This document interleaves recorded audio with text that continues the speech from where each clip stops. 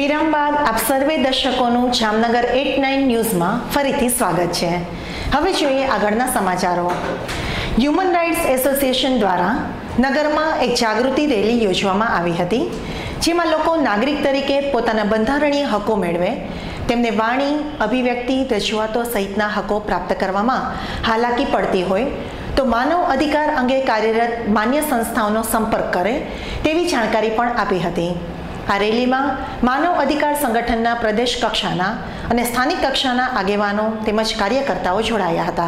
गुजरात के मानवाधिकार के पसदर साथियों, मैं MU Dua all India human rights association अखिल भारतीय मानवाधिकार संघ का राष्ट्रीय अध्यक्ष MU Dua all India human rights association 224 दिन का एक बीड़ा लिया मानवाधिकार की जागरूकता के लिए। युवाओं की सशक्तिकरण, empowerment of youth and raise your voice on human rights कि सभी तबके के लोग, हर धर्म के लोग, हर जात के लोग, हर मजहब के लोग, हर राजनीतिक के लोग, अपने जहाँ कहीं भी लोग हैं वो मानवाधिकार पे आवाज़ दे सकें।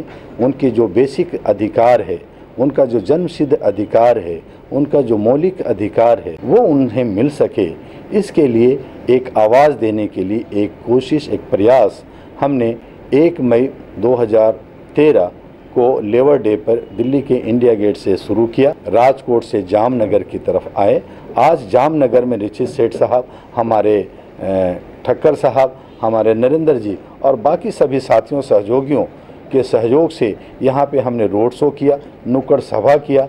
जनता को जागृत और अवेयरनेस करने के लिए हमने एक बड़ा प्रयास किया और हमें बहुत ही अच्छा लगा जब यहाँ के लोगों ने बढ़ चढ़ करके उस जागृति में, उस रैली में साथ दिया। तो आज ज़रूरत है कि लोगों में जागरूकता आए, उनकी मानवीय मूल्यों की बचाव हो, वो विकास करें, उनका जो है उन्नति हो, युवाएं जो है नशा से दूर हों, वो जो व्यभिचार से हैं उनसे दूर हों।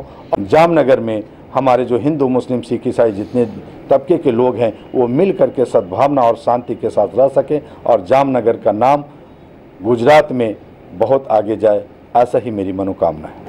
જામનગર મહાનગરપાલિકા દ્વારા બનાવવામાં આવતા સિમેન્ટ રોડ ક્યારેક નબળા બને છે તે બાબતે સ્ટેન્ડિંગ કમિટીના ચેરમેને એવી સ્પષ્ટતા કરી છે કે રોડના કામ વખતે લોકોનો સહકાર જરૂરી છે, કેમ કે રોડના કામ હજુ પૂરા ન થયા હોય ત્યાં જ લોકો તેની ઉપર અવરજવર કરવા લાગે છે, જેથી રોડની મજબૂતાઈ જળવાય તેવું થતું નથી।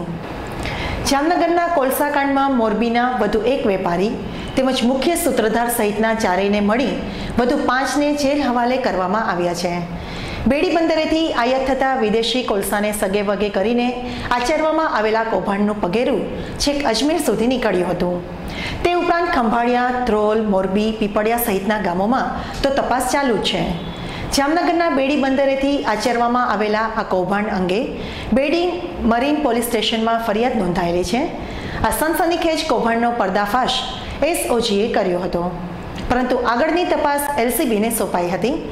આ કેસમાં અગાઉ લાંબો સમય ફરાર રહ્યા બાદ પોલીસને શરણે આવી ગયેલા જયેન્દ્ર મુંગરા, કૃષ્ણસિંહ જાડેજા, પ્રદ્યુમનસિંહ જાડેજા અને ઇન્દ્રવિજયસિંહ જાડેજા એમ શિવકૃપા ટ્રાન્સપોર્ટના ચારેય પાર્ટનરો, માર્કેટિંગ યાર્ડના ડાયરેક્ટર બકુલસિંહ તેમજ વધુ તપાસ દરમિયાન ઝડપાયેલા મોરબીના મનસુખ દેવજી ભાલોડિયા, દેવકરણ વશરામ ભાલોડિયા, યોગેશ ગોરધન રૂપાલા સહિત 28 આરોપીઓને જેલને હવાલે કરવામાં આવ્યા છે। ત્યારબાદ એલસીબીએ આ કાંડ સૂત્રધારના ગણાતા એવા સિકંદર હાલાણી ઉપરાંત ફિરોઝ, સલીમ અને સતીશગર એમ 4 વધુ આરોપીઓને ઝડપી લઈ 7 દિવસના રિમાન્ડ ઉપર લીધા હતા। તેમજ મોરબીમાં કોલસાનો વંડો ધરાવતા માળિયાના વતની એવા અમરીશ નારણ નામના શખ્સને પણ એલસીબીએ ઝડપી લીધો છે અને કૌભાંડના કોલસા ખરીદ્યા હતા। વધુ તપાસ માટે તેને રિમાન્ડ ઉપર લેવાયો હતો અને રિમાન્ડ પૂરી થતાં કોર્ટના આદેશના પગલે જેલ હવાલે કરાતા આ ગુનામાં કુલ 33 શખ્સો હાલ જેલમાં છે। જામનગર શહેરમાંથી એક અને પડાણા પાસેથી એક મળીને વધુ 2 મૃતદેહ મળી આવતા ચકચાર મચી જવા પામી છે, જેમાં એરફોર્સ 3ના વિસ્તારમાં આવેલા ગુરુકુળ સામેના પાણીના ખાડામાંથી એક યુવાનની લાશ મળી આવી છે, જ્યારે પડાણા રોડ ઉપરના પેટ્રોલ પંપ પાસેથી એક ભિક્ષુક જેવી વ્યક્તિની લાશ મળી આવી છે। આજરોજ અમો સિટી બી ડિવિઝનમાં ઇન્ડિયા ફરજમાં હતા ત્યારે કંટ્રોલ તરફથી અમને જાણવા મળેલું કે જીજી હોસ્પિટલની કેસબારી પાસે એક અજાણ્યા પુરુષની ડેડ બોડી મળેલી છે, જેથી આ બાબતે સ્થાનિકે આવી ડેડ બોડીનો કબજો સંભાળી આગળની તપાસ ચાલુ કરેલી છે અને આ ડેડ બોડીની ઓળખ થઈ નથી, એટલે ઓળખ થવા માટેની કાર્યવાહી ચાલુ છે. ક્યાંથી મળેલી સાહેબ? આ જીજી હોસ્પિટલના કેસબારી પાસેથી. ક્યારે મળેલી છે? 25 નંબરના રાત્રે 10 વાગ્યાની આસપાસ મળે. રાત્રે 10 વાગે અને સવારના સવારે કડાણા બાજુ આ 108 100 જેવા વ્યક્તિની લાશ લઈ આવી એવું જાણવા મળ્યું છે. જામનગરમાં જૈન કન્યા વિદ્યાલયમાં સોમવારે એક પ્રદર્શન યોજાયું હતું, જેમાં આ વિદ્યાલયની વિદ્યાર્થીનીઓ દ્વારા બનાવાયેલી રંગોળી, દાંડિયા સુશોભન, આરતીની થાળીના સુશોભન, ગરબાના શણગાર સહિતની કૃતિઓ મૂકવામાં આવશે.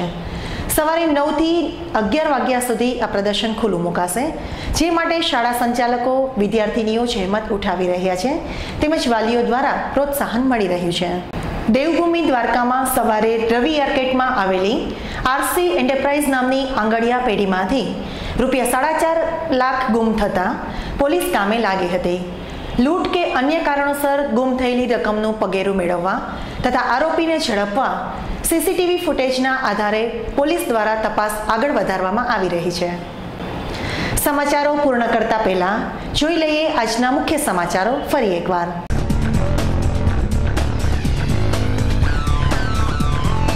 કન્યા કેળવણીના બળગાંવો વચ્ચે સજુબા હાઈસ્કૂલની વિદ્યાર્થીઓની પરીક્ષા વખતે કફોડી હાલત, આચાર્ય અને સંચાલકો શંકાના દાયરામાં.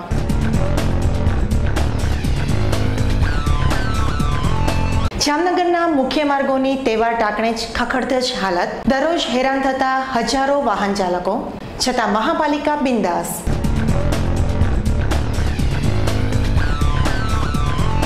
મેયરનો સરા જાહેર કચરો થયા બાદ સફાળું જાગતું તંત્ર, એક્શન પ્લાન બનાવાયો, સાધનો પણ વધુ ફળવાયા.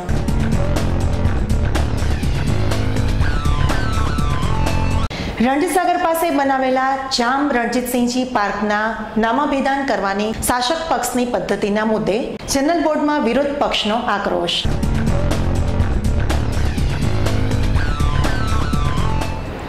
GTPL અંજલી કેબલ નેટવર્ક પર જામનગર 8/9 ન્યૂઝમાં ફરી મળીશું. ત્યાં સુધી અમારી સમગ્ર ટીમને રજા આપશો. ધન્યવાદ.